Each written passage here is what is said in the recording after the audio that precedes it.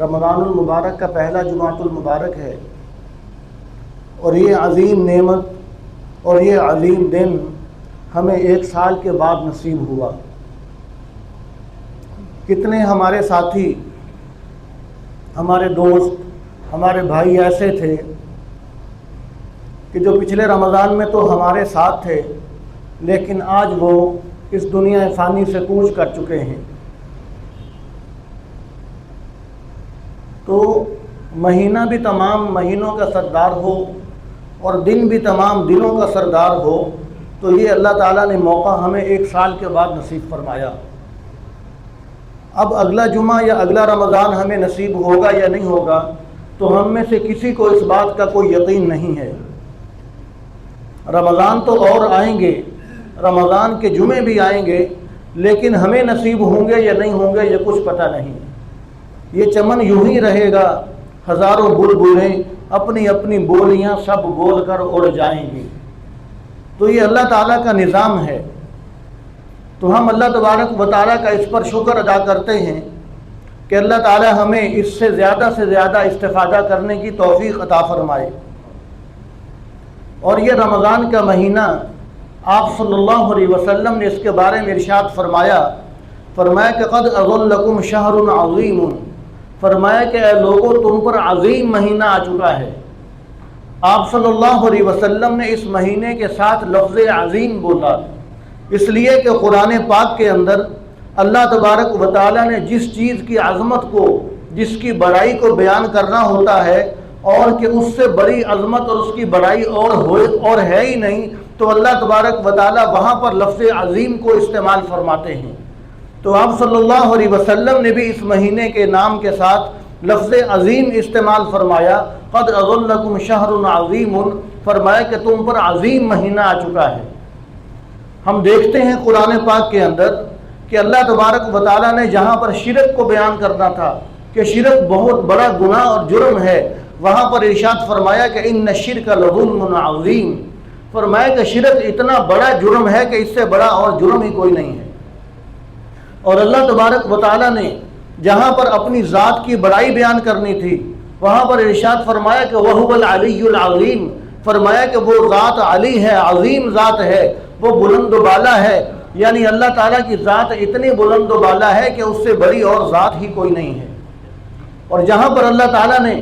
آپ صلی اللہ علیہ وسلم کے اخلاق کو بیان کرنا تھا، فرمایا کہ اِنَّكَ لَعَلَىٰ خُلُقٍ عَظِيمٍ، فرمایا کہ اے 2 جہانوں کے سردار، آپ کو ہم نے عظیم اخلاق دیے ہیں، یعنی آپ کے اخلاق ایسے ہیں کہ آپ سے اچھے بڑھ کر اور کسی کے اخلاق نہیں ہیں۔ اور جہاں پر اللہ تعالیٰ نے قرآن پاک کی عظمت کو بیان کرنا تھا، فرمایا کہ وَلَقَدْ آتَيْنَاكَ سَبْعًا مِّنَ الْمَثَانِي وَالْقُرْآنَ الْعَظِيمِ، فرمایا کہ ہم نے آپ کو قرآن عظیم دیا، یعنی یہ ایسی عظمت والی کتاب دی کہ اس سے بڑی اور کتاب ہی کوئی نہیں۔ اور اللہ تعالیٰ نے جہاں پر اس امت کی عظمت کو بیان کرنا تھا، اس امت کی کامیابیوں کو بیان کرنا تھا، تو ارشاد فرمایا کہ فقد فاز فوزا عظیما، فرمایا کہ یہ امت عظیم کامیابیاں حاصل کر گئی ہے۔ تو اللہ تبارک و تعالیٰ نے لفظ عظیم وہاں پر استعمال فرمایا جہاں پر کسی کی عظمت کی اور انتہائی کوئی نہیں۔ تو اللہ تعالیٰ تو آپ صلی اللہ علیہ وسلم نے بھی فرمایا کہ قد اظلکم شہر عظیم، فرمایا کہ اے لوگوں تم پر ایک عظیم مہینہ آ چکا ہے، یہ مہینہ اتنی عظمت والا ہے کہ اس سے بڑھ کر اور کسی مہینے کی عظمت اور مرتبت نہیں ہے۔